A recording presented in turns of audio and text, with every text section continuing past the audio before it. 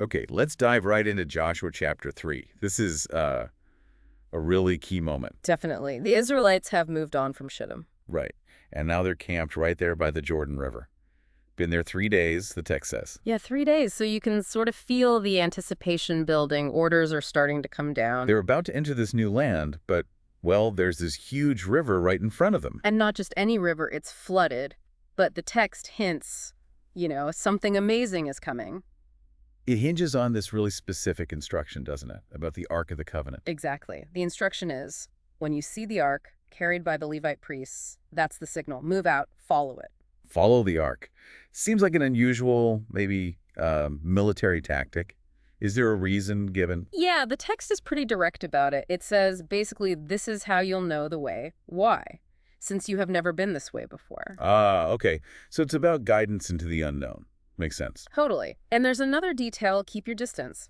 About 1,000 yards between you and the ark. 1,000 yards? That's quite a gap. Respect, maybe? Or keeping the path clear? Could be both. Definitely shows reverence for the ark, for God's presence. And before they even move, Joshua gives this command to everybody, right? Something about preparation. Yes, he says, consecrate yourselves. Get ready. For tomorrow, the Lord will do amazing things among you. Consecrate.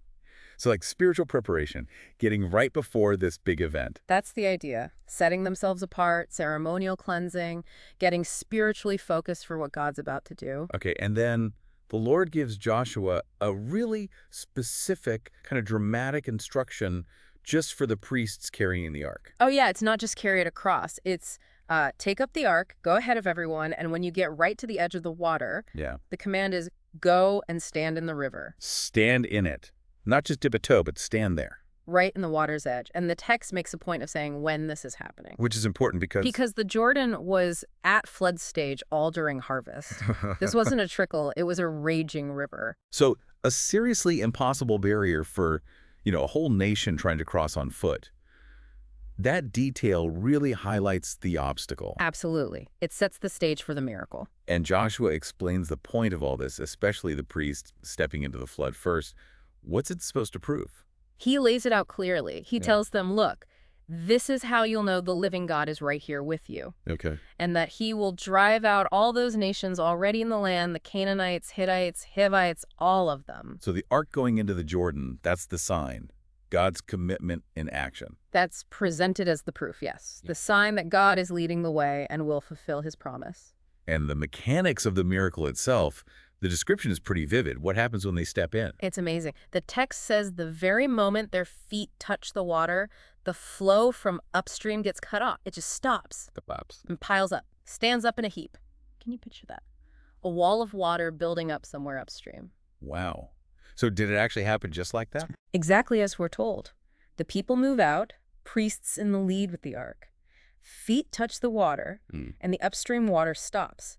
It piled up, the text even says, where a great distance away at a town called Adam.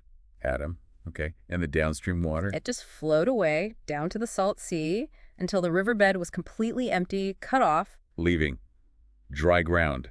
Yeah. Right through the middle of a flooded river. Dry ground. And the priests didn't just hurry across, they stood firm, right in the middle on that dry ground. Well, everyone else crossed. While all of Israel, the entire nation, crossed over opposite Jericho, they stood there until every single person was safely across. Quite an image. The priest holding the space, as it were.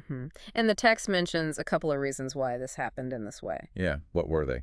Well, one was to start exalting Joshua, to show Israel, hey, God's with him, just like he was with Moses. Okay. Establishing leadership. And the other, just as crucial, was for all the Israelites to know, without a doubt, that God was right there, actively present among them. So if you step back and look at the sequence in the text, first, consecrate yourselves, prepare. Right. Then follow this very specific, maybe slightly scary instruction involving God's presence, the ark. Into the face of the impossible obstacle, the flooded river. And then comes the miracle, the dry ground, the amazing thing. Yeah, it definitely presents a pattern, doesn't it? Preparation, following guidance, even when it's challenging, stepping into the difficulty. That seems to precede the breakthrough in this story. It makes you think, doesn't it? Reflecting on this chapter. What does it really mean to prepare to consecrate yourself for potentially amazing things in your own life? Hmm. And maybe what role does taking that first difficult step, like the priest stepping into the flood, play in overcoming the flooded rivers, the big obstacles you might be facing? Definitely something to chew on from Joshua chapter 3.